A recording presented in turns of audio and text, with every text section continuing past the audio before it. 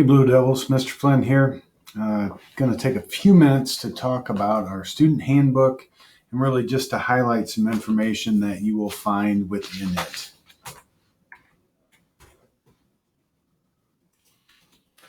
I'd like to start out, there's a small section on Infinite Campus and Parent Portal on page 4. Just a few things, especially in these hybrid times. Make sure that you're checking your email daily. You're going to get information from the school and from teachers through that means, but also through your Google Classroom. So make sure you're logging into both of those to make sure you're staying on track. In addition, you're going to need to log in your Infinite Campus account every day, especially that you're on virtual. So the days that you're at home, so that we can take your attendance. And then, as you know, when you're regular and face-to-face, it's just going to be a regular type of attendance. But please make sure you're checking into your email, your Google account, and a campus daily. You look at pages 4 and 5, there's information about our attendance policies. Just some basic pieces for you. Please know your schedule and know when you need to be here, and that's especially true during the hybrid of days A and B. If you're going to be sick, make sure that somebody calls for you. We need that call to take place before school starts, preferably. But if you're going to be here, you need to make sure you're on time to every one of your classes, knowing that if you don't do those things, there will be some consequences on the tail end. If your attendance comes back the next day with you having an unexcused block, a block of unexcused absence, you're going to be locked out by our attendance crew. And we're going to have a new lockout process this year. Instead of everyone coming down to the main office to check in with an administrator, there are going to be stations on each floor where you will have to check in with someone. Understand that if you skip a class, you skip multiple classes, there will be detentions distributed to you for your choices. The same is true of if you are late. So if you're late, you're going to have a slip that's delivered to your class. That's the class that you were late to. So if you're late to second block, it's going to be delivered to your second block teacher. If you find that to be a mistake, you need to talk to your teacher. If it is true, though, you're going to have a 30-minute detention assigned for each time that you were late. And you can serve those detentions in the morning and the afternoon in room 425. And during lunch, you can serve a lunch detention in room 254.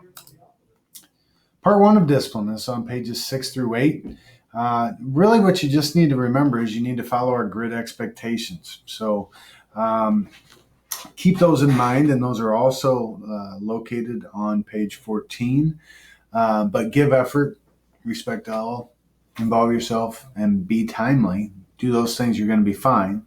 But there are some overarching policies listed here that you just need to be aware of. And you're responsible for all of this information on your own. Many of these rules are the things that have been in place since you've been in kindergarten. So really, respect other people, respect other people's property, and treat people the way that you want to be treated, and you're going to be fine. But if you need more detail, start on page 6 and follow that all the way through to page 8. The COVID rules that we're talking about are things that have been mentioned earlier. Make sure you're moving directly from one place to the other. We aren't using lockers. We aren't going to have food in the halls of the classrooms. Water fountains aren't going to be available, so bring your own water bottles. Follow the directional arrows in the stairways and follow social distancing guidelines. And please be sure to mask up. Deliveries, if we can avoid these, please do. So remember things when you come in the morning, but if you forget something at home and it has to be brought to the office, somebody's going to need to call the attendance office, set up a time for that to be dropped off. Items will then be picked up from vehicles or from the elevator and brought into the building, and then you will be called to the attendance office to grab them. Pages 9 through 13 contain information about our Counseling and Student Service Center. A lot of information here. Information about schedules, credits, transfers, testing, all sorts of different things. One thing that I want to be crystal clear about, though, are your graduation requirements. Remember that the Davenport schools require you to earn 26 units of credit. Most of your classes are going to be worth 0.5 credits, so each term you're basically going to be able to earn 2 credits. But we want you to stay on track, so remember these numbers. Freshmen, to stay on track, you should have 6.5 credits at the end of the year. Sophomores, 13 credits by the end of your second year.